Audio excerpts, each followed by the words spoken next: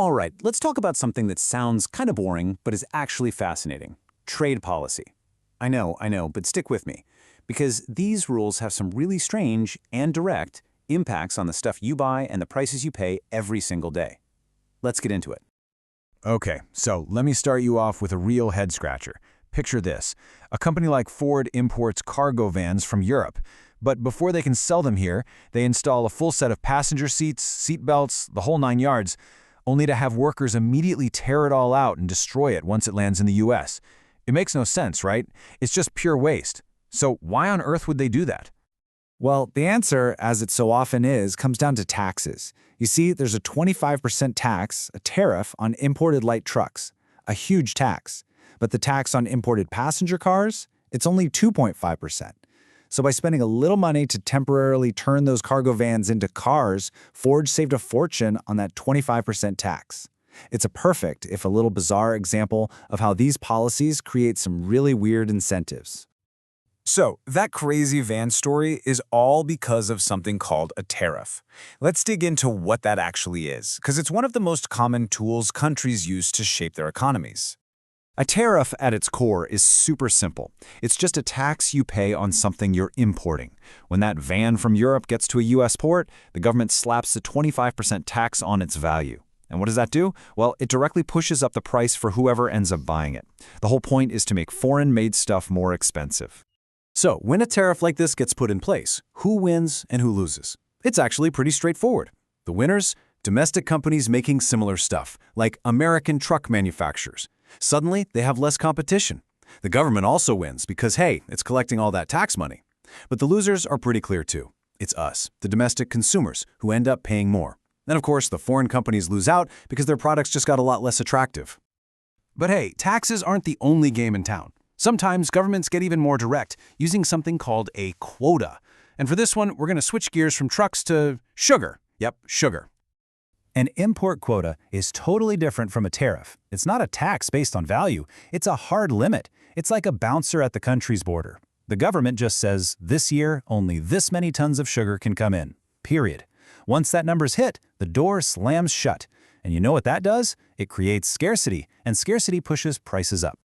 And the poster child for this is the U.S. sugar program. For literally decades, the U.S. government has put a strict cap on how much sugar can come into the country. The result? The price you pay for sugar right here has been consistently way higher, sometimes even double what the rest of the world pays. So what does that all add up to? What's the real cost of keeping sugar prices high? Well, back in 2014, one estimate put the total hit to the U.S. economy at, wait for it, $4.4 billion in a single year. That's how much extra American consumers and food companies were paying. But here's where it gets really wild. Look at this breakdown. Yeah, the cost to consumers and companies using sugar was $4.4 billion. But the benefit, the extra money going to the protected U.S. sugar producers, was only $3.9 billion. Do you see that? The cost was bigger than the benefit. The country as a whole was actually losing $500 million on this deal. And this points to the single biggest difference between a tariff and a quota. With a tariff, that extra money you pay goes to the government as tax revenue. Simple. But with a quota, where does that extra profit go? It goes to whoever is lucky enough to hold a license to import that limited amount of sugar. It's like a golden ticket. And economists have a name for this: quota rents. It's pure private profit, not public revenue. All right, we've talked tariffs, we've talked quotas. Let's pull it all together now and look at a scorecard to really see the big picture. Okay, this chart really lays it all out. Look at the rows for tariffs and quotas. In both cases, producers win. That's the whole point. And consumers, well, we lose. But check out that government revenue column. A tariff? The government gets cash. An import quota? Nope. That money, the quota rents, goes straight to the private license holders. You can even see another policy here, an export subsidy, where the government is literally paying companies to sell stuff overseas, which, you guessed it, costs the government money. So, when you boil it all down, what's the bottom line? When we talk about protecting an industry, who really pays the price for that protection? Look, here's the thing. No matter what you call it, a tariff, a quota, these trade barriers almost always mean higher prices for all of us. They create this built-in conflict, right? A handful of domestic producers might win big, but pretty much everyone else, the consumers, lose. And as we saw with sugar, the total cost to the whole economy can easily be way more than the benefit to that one industry. And those little details really matter. Is that extra cash going to the government or into private pockets? So here's the takeaway for you.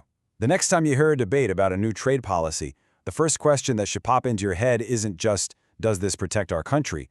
A better, sharper question is, who, specifically, inside our country, is this designed to protect? And who is going to end up footing the bill? Because as we've seen, it's almost never as simple as it sounds. Thanks for tuning in.